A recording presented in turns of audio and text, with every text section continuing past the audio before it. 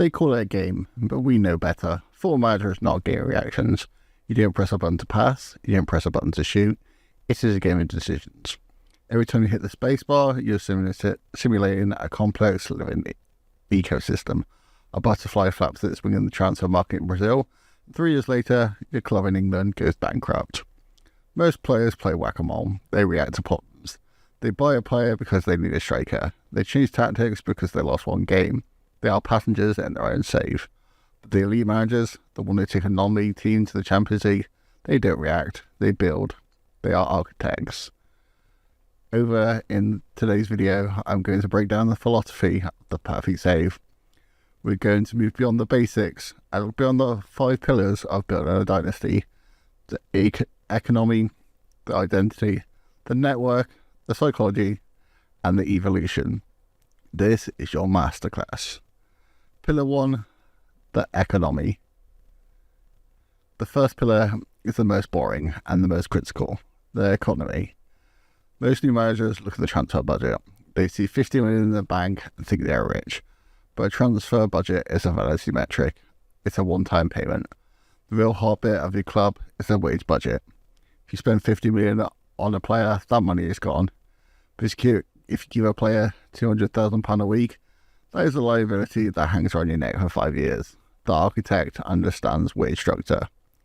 You need a strict hierarchy. Your star players, the ones who win your matches, get the top bracket. Your squad players get 50% of that. If a squad player demands star player money, you sell him. No emotion, no hesitation, you sell him. Because if you break the structure for one player, you break it for everyone. Suddenly, your left back wants a raise, then your goalkeeper, and suddenly, the club is bleeding money. The secret to a long-term save isn't buying players, it's knowing when to sell them. The architect operates on a simple rule: buy low, sell high. You are not a football fan anymore, you are an asset manager. Every player is an investment. If their value peaks and they aren't essential, cash in, reinvest, repeat. Pillar 2, the identity. Once the money is safe, we move to the pitch. Pillar 2, the identity. Many managers download a cheat tactic from the internet. They plug it in and win, but that isn't managing. That's painting by numbers. To build a legacy, you need a DNA. What is your club about? Are you a high-press team? Are you a possession team? Are you a counter-attacking team? This identity shouldn't change just because you lost on Saturday. The biggest mistake I see: players focusing on positions rather than roles. A 4-3-3 means nothing. A 4-3-3 with a ball-winning midfielder is a defensive shape. A 4-3-3 with a regista is an attacking shape. The architect looks at the interactions. If my right back attacks, who covers the space behind him? If my striker drops deep, who runs into the box? You need to view your tactic as a machine with moving parts. If one cog is broken, the machine stops. Don't change the whole system when you lose. Tweak the cog, adjust the role, trust the DNA. Pillar 3, the network. How do you find players that fit the DNA? Scouting your football manager is a dark art. The game throws thousands of reports at you. It is noise. You need to filter the signal. Attributes are important, yes, but we all love pace and finishing. The architect looks at the hidden gold. Personality. You can have the most talented 18-year-old in the world, but if his personality is an ambitious or mercenary, it will fail. You want professional, resolute, or model citizen. These are the players who train hard. These are the players who don't complain. These are the players who reach their potential. And remember the golden rule of recruitment: never sign a player who doesn't improve your first 11 unless he's under 18. Don't buy depth. Depth is a myth. Depth is just average players on high wages sitting on the bench. Buy starters. Push your current starter to the bench. That's how you create depth, naturally. Pillar 4, the psychology. You have the money, you have the tactics, you have the players, but you still lose. Why? Football Manager is a morale simulator.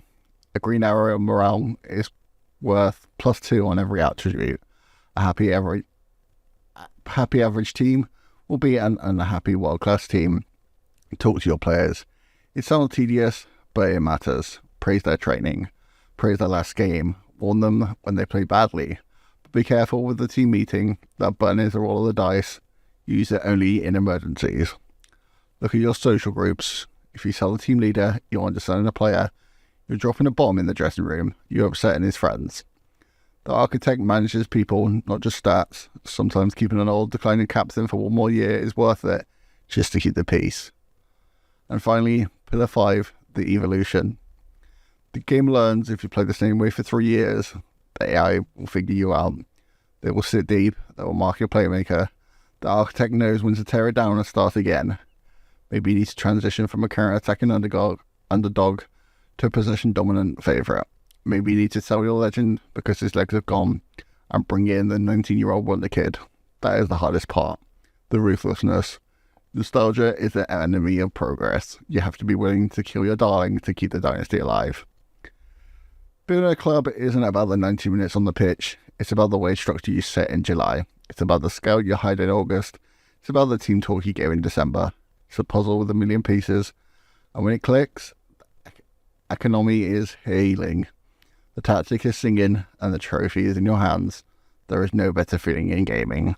So, go and build something. I'll see you on the touchline.